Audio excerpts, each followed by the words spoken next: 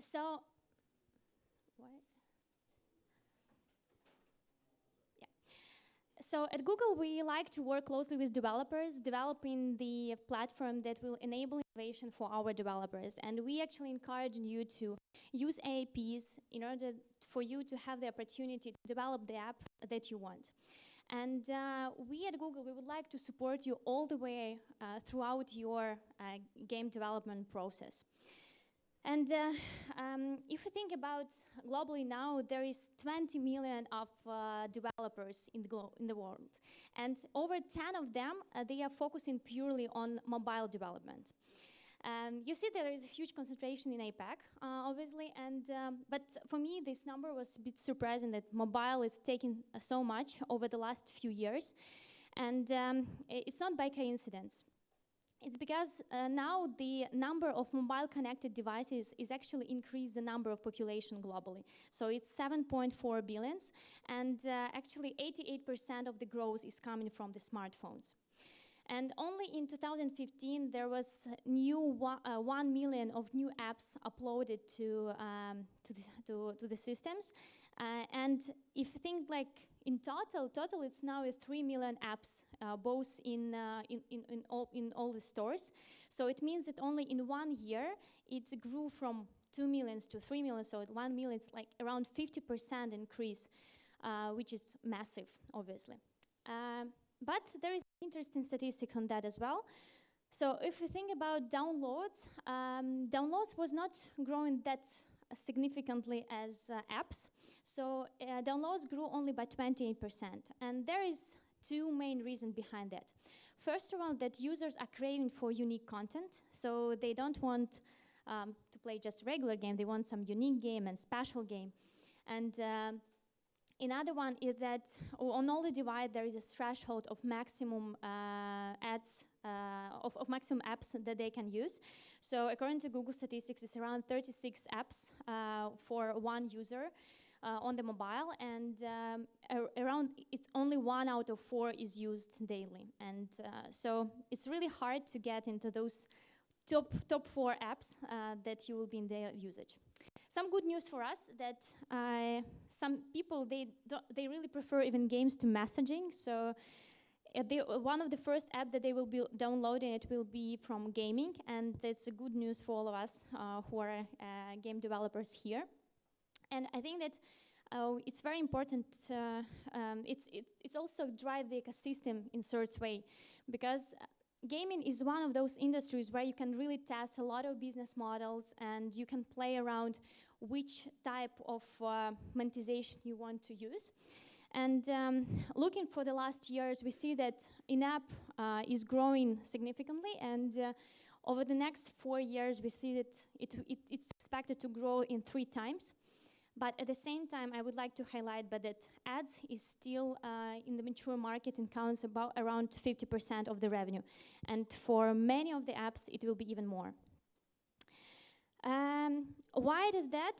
It's because if you look about on now in the coming 3 or 4 years, the growth will be coming from emerging markets mainly. And if we look on the GDP per capita in emerging markets, it will be around, it is around 13K. And compared to the rich countries such as UK, US, it's around 44K. So now we need to ask ourselves the question, are those users who will be coming and the growth who will be coming from emerging markets, will they be able to compensate our in-app purchases, right? To give us those money from in-app purchases. And especially if you look at the statistic now that only 1% of paid apps on the beginning, and the apps who actually really spend and do some in-app purchases, it will be around 2.3% according to the last statistics. So ads is, I think it's now very like logical way sometimes to monetize your ads, but we don't want you to go like one business model or another. We want you to run 2 business models side by side. And in Google, we see that this hybrid model of ads plus APIs proved to be one of the best ones and the most successful ones. But what we would like to do is not with ads. When we hear word ads, usually we all like get bad reviews or whatever. But now, since the mobile ecosystem is evolving, we see that ads actually providing some kind of seamless app integration with the new launches that we have. You've heard about native ads, obviously, so which really looks like the interface. You heard about interstitial, which can really ensure like richer brand experience for the apps, and of course videos. So just few pictures for native. That's really in the line of the design of the app, and prove this good experience for the user. And some numbers that natives are expected to grow in the next 2 years to $21 billion, which is more than 2 times growth. And also native ads, they will actually benefit all the ecosystem. They will benefit the publishers because you will provide this good customer experience. They will benefit advertisers because they will see greater performance of their ads. And also they will benefit users, of course, because they can enjoy really the session in the app. Here is just some example from the apps of our partners. That's native ads of our partners, and you can see this beautiful green creature is very organic in terms of app. And as well as we all know the known formats as banners and interstitial, but now we really have lots of opportunities to have very interactive interstitial that you can run for your apps. And TrueView video, I think this format is not that popular still, but if we think from monetization point of view, this format is one that earned the most. So I really encourage you to try it out. I can speak a lot about ad formats and all things, but first I would like to show you one case study from one of our developers. It's a gaming company. Backflip Studios is quite famous, and I think they will speak more about this.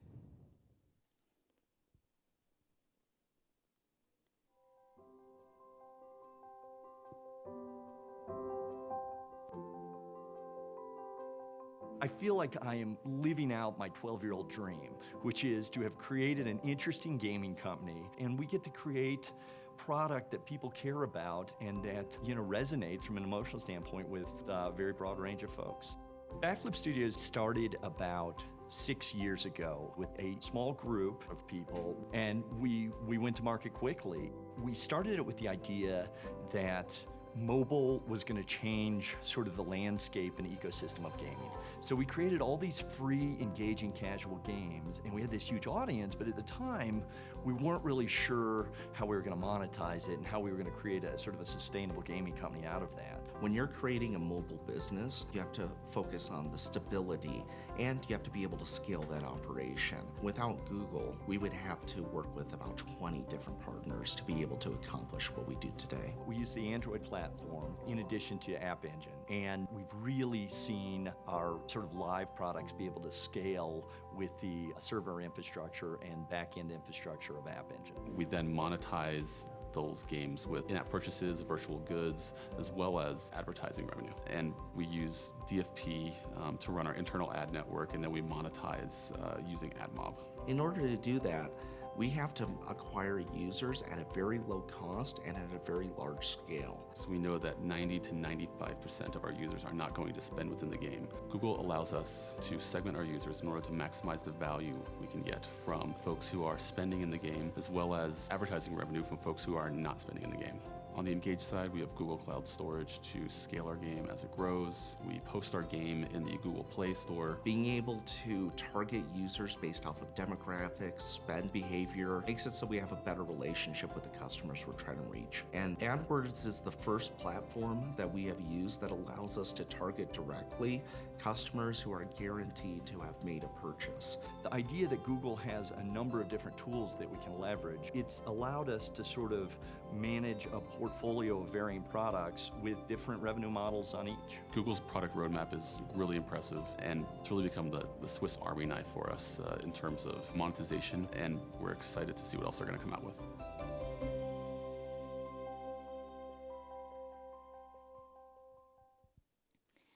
So as you can see that they actually mention many of the things that we cooperate with our partners, and Backflip is not the only name that we working with, and there are some other large publishers that we partner together.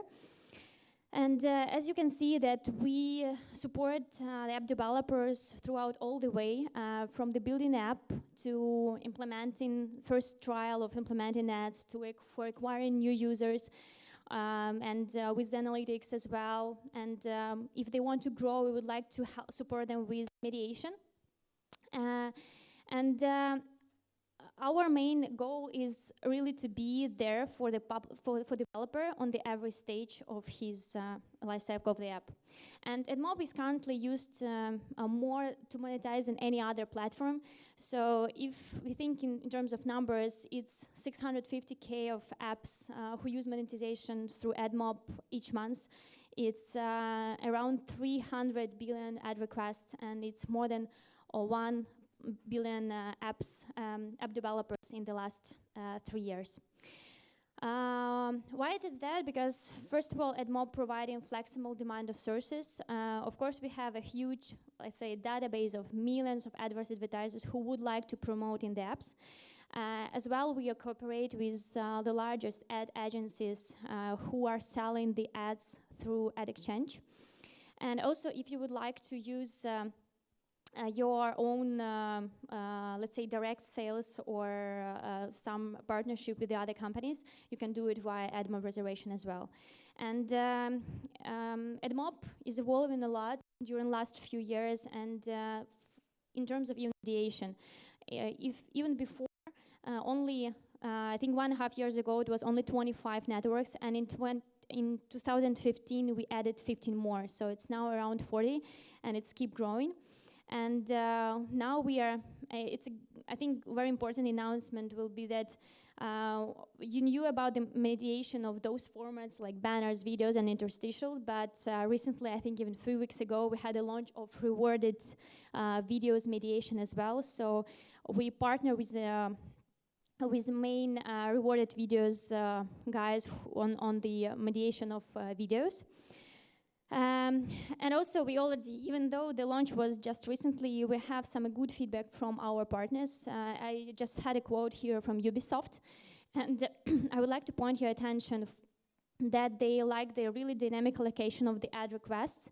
And I will show you, for example, if you are using the A&O, it means that we will identify, the system will automatically identify which network will pay for this specific ad the most, and they will basically assign this to serve this ad in your app. Because we understand that just providing a mediation tool is not enough, we really would like to provide you with a tool that will help you to do it better. And if you want to have more control of them, you can set up a CPM floors and get more premium ads as well.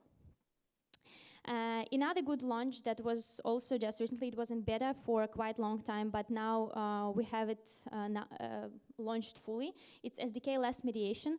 It's, for example, obviously you don't want to make your app heavier with other SDKs, and that's why you can use just single SDK of AdMob and try other networks. Now it's very easy just in the interface. You can see basically you can add in the AdMob account. You don't need to do any updates or change your SDK. For now, we are partnering with those networks, but the list will be growing since it's still a new feature, but definitely the list will be growing more and more. Another part that I would like to talk to you about today is improving user experience in general, because we were talking a lot about like business models and what formats we can use, what tools can Google provide you with that, but it's important how user will perceive us. And if you think about games, I think that's very common situation that we can see. We cannot imagine games without in-app purchases, right? So usually there, a lot of gaming companies, they really try to create a lot of value proposition in the APIs they are providing. But the reality is that only, I think that less than 5% users who really spend in the app and who are really doing these in-app purchases. And of course, we all dream to have those users who will be in the killer whales and who will be making all our revenue. But we still have all the rest guys who are non-buying, and we need to find a way how we will be monetizing them. And again, yeah, so as I mentioned, like now we have a number 2.3 of mobile gamers spend in apps, which is really slow, which is really not that big number, and we need to figure out what to do with the rest 97.7%. So, as I mentioned earlier, that hybrid model of ads plus AAP is the best way to go, because you don't need to choose between one another. You can really run them side by side. And what Google wants to do is really to support you on that and show how in the best way you can do it. We've seen that for those game developers who use this hybrid model of AAP plus ads, the revenue potential is around 117% revenue uplift for games. It was just research that was done in July 2015. And that's why we launched a new feature, which is called in-app purchase house ads. What does it do? So let's say all those will be the pool of all your users. And since AdMob is a smart platform, we obviously know which users are buyers and non-buyers, right? So we are not only showing like house ads to everyone, we try to segment those audience into big groups, buyers and non-buyers. So we see that those guys are buyers, like the red ones, they are paying. And for them, you will be showing them, you will be not showing them the regular ads. You will show them in-app house ads in order to maximize your revenue from in-app purchase point of view. What does it mean for you? First of all, it will have better user experience for the user, because those who are willing to pay, they will not see ads, but they will see relevant ads of in-app purchase that they can spend more or get some relevant things for their game. But we still are not using revenue for those guys who are not buyers at all, because those who are not buying, they will not see in-app house ads, but they will see the regular advertising. I would like to show the case study that we were doing with Lonasoft recently, and it was like an experience just for a few days. The first one that we were showing like just a regular IP offer wall, and you can see it had like more than 145 impressions. So the conversion was quite okay, and they earned around $107. But the second one, what we decided to do, we decided to do in-app house ads for the specific segment who actually most likely to buy, basically only for those buyers. And first of all, the conversion was better, and they earned around $140. But at the same time, they were not losing revenue from the non-buyers, the people who will anyway not spend in their apps. And for the rest, they were showing just a regular interstitial, which earned for 4.22 per thousand. And so you see that incrementally the upsell, if you compare those two scenarios, in the first one it was only in apps, and they earned around more than $100, and in the second one it was more than 700. Another case that I would like to give you is about 6ways. It's a Hong Kong gaming company, and they also, their main task was really to drive first-time payers, and you see that in-app house ads are really dealing well with that as well, because when we run the statistic in analytics, 60% of users who were attracted by in-app house ads, they were actually first-time payers. And at the same time, 20% of users who hadn't paid in last 2 weeks, they were reactivated. So it was quite good for acquisition point of view as well. And one more case is about Dopsoft. It's a two-man Australian mobile gaming company. They started using AdMob in 2015, so only 1 year ago and less. And implementing AP, they already see 6x revenue growth over 2 months period, and 20% increase in average revenue per user, which was quite impressive. So in-app house ads was in beta for some time, but now you can accept, everyone can try. You're definitely not losing anything if you try and switch to segment your audience. And I think that can be a good food for thinking for the future, because if you will be developing an app, really look into the in-apps as well and try to combine those two models of in-apps and ads. If you think, I still want to leave some time for a question as well, and if we look about best practice from top developers around the world, first of all, we really recommend to go hybrid. We don't want to say that, don't focus only on one business model. That's really, you can try several of them, and especially AP for ads. Especially, it is relevant if you're going globally. And Dmitry was talking a lot about running experience on Google Play, testing with icons and different A/B testing that you can do. So we also encourage to do that. And about trying different ad formats, quite often I see that people stick with one specific ad format, and with our partners, they're like, okay, banners, they work fine, I don't want really to go further, maybe I will lose my audience. Really do some testing, try to more formats, and especially now there are quite a lot of launches were done in the last year, and so try some other formats. And one of the best advice is optimize, optimize, optimize. So there is no such thing as a fully optimized game app whatsoever. So there will be always room for improvement, and try to play with timings, with frequency, and all the tools that we have, even with categories that you are choosing in the AdMob account, because I'm sure that the potential is still there. Thank you very much.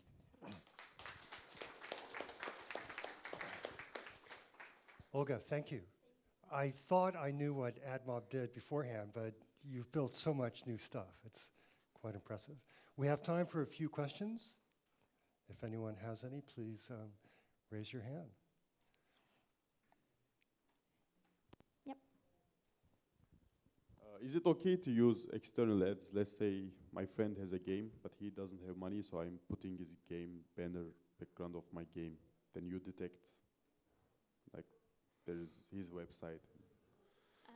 No, I think from policy, I think it will be not allowed. Like, you can run like AdMob reservation as if you can like some have partnerships, but unfortunately, if you are using, for example, something that will be linking to another website, I think it will be prohibited. Maybe not link, but just image or like something like that. If it will be like a house ads, because like in AdMob, for example, you can run the house ads, right? So you're not really earning money, but you can promote. That will be some part of cross promotion. Yeah, that is possible. So you can definitely run cross promotion. And what's the best way for people to talk to AdMob? Is it speaking to you, or is it through the web? Yeah, so basically, we AdMob, we are also not that big team, but at the same time, we have, if you have like some question around like payments or like those basic questions, it will be our support that is on the AdMob website. It will be contact us, so you can fill the form there. But at the same time, on every market, there will be a person like me or another people who represent AdMob. And for example, I'm taking care of most CS countries, so it's Russia, Ukraine, Baltics countries, Kazakhstan, and all of those. So yeah, if you have questions on optimization and you want to look into the game, the best way would be really to maybe to contact me as well on that side. Of course, we have another department who are working with, like say, top tier partners, right? So they are the biggest publishers, and they have specific account managers, but you all can be there at a certain stage. But again, so if for like regular questions in terms of payments or something is not working, maybe I'm not dealing on that on a daily basis, so it's more about support. But if you really have a question on optimization and you want to have an advice on what will be the best strategy, monetization strategy for my app, where do you advise to put the interstitial, let's say, I think at least for those markets, I will be the person to contact, but we have for other markets as well, for I know, Germany or UK or any other country as well. And thank you. Thank you very much. Thank you very much. Thank you. And please allow me to present a gift for coming and speaking to us. All right, thanks. Just a quick announcement. If